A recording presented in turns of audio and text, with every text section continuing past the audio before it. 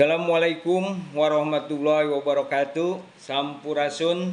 Hai guys, para sahabat-sahabatku yang berbahagia.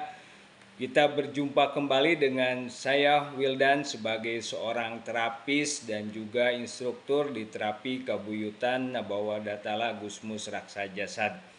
Pada kesempatan ini akan sharing ya tentang materi-materi yang ada di terapi kabuyutan Nabawa Datala Gusmus Raksa Jasad.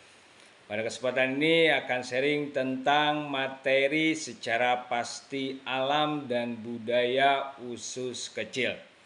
Rekan-rekan, yang perlu kita ketahui bahwa usus kecil ini adalah bagian dari organ pencernaan yang dimana letaknya ada di dalam perut ya.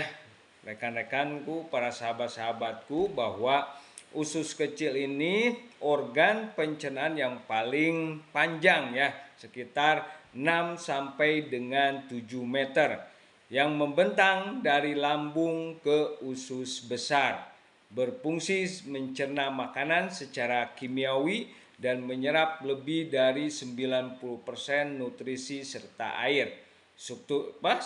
Strukturnya terdiri dari 3 bagian. Yang pertama duodenum, yang kedua yeyunum, yang ketiga ileum, yang diperluas oleh pili untuk penyerapan secara maksimal.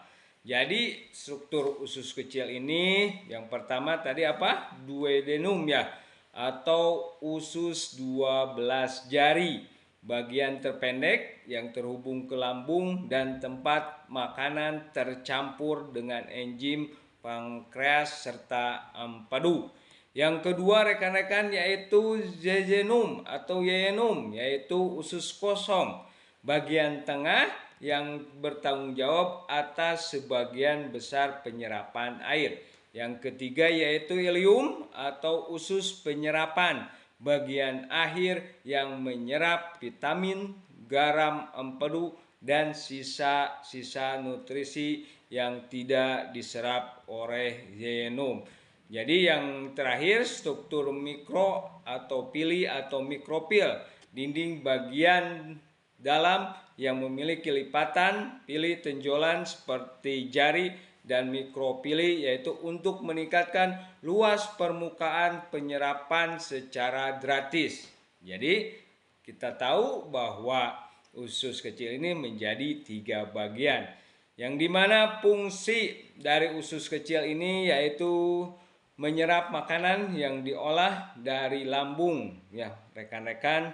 Terus gangguan yang sering terjadi pada usus kecil yaitu salah satunya yaitu penyakit tifoid, yang gejalanya seperti mencret, sembelit, nyeri tekan 4 jari di bawah pusar, sakit di ubun-ubun, lidah putih, sakit persendian, menggigil atau demam tinggi menjelang sore sampai dengan tengah malam.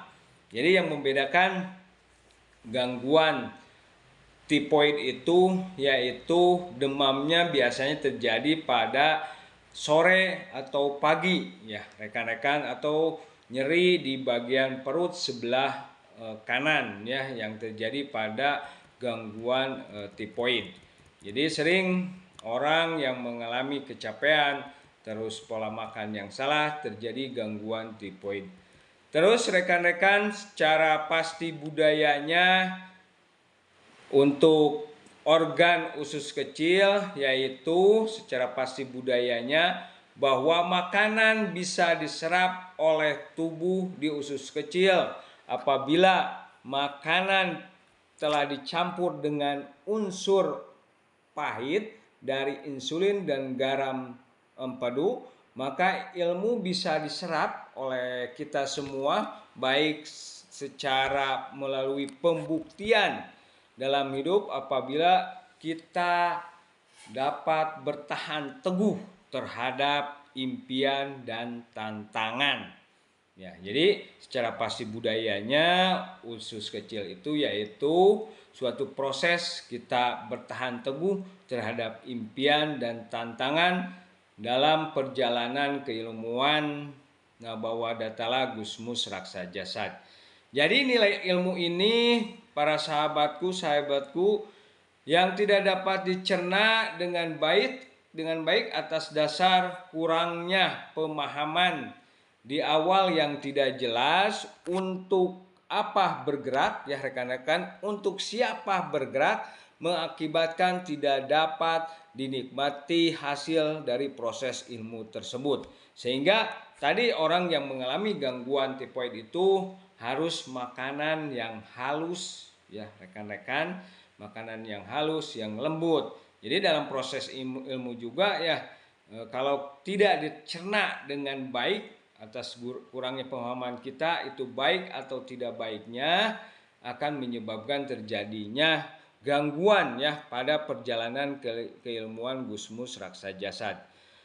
Jadi sekarang kita cerna ilmu itu dengan baik ya, dengan sebuah pemahaman yang baik, hasil koordinasi dengan guru ya rekan-rekan, sehingga hasilnya juga akan baik. Jadi untuk yang gangguan di usus kecil itu salah satunya tipoid, harus makanan lunak sedikit-sedikit tapi sering, harus banyak minum. Terus yang lebih baik yaitu tirah baring atau bed rest total.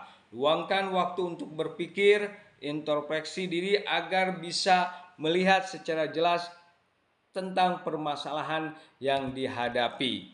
Jadi kita selalu koordinasi dan komunikasi dengan guru kita untuk setiap pemecahan masalah yang ada di keilmuan Gusmus Raksa Jasad.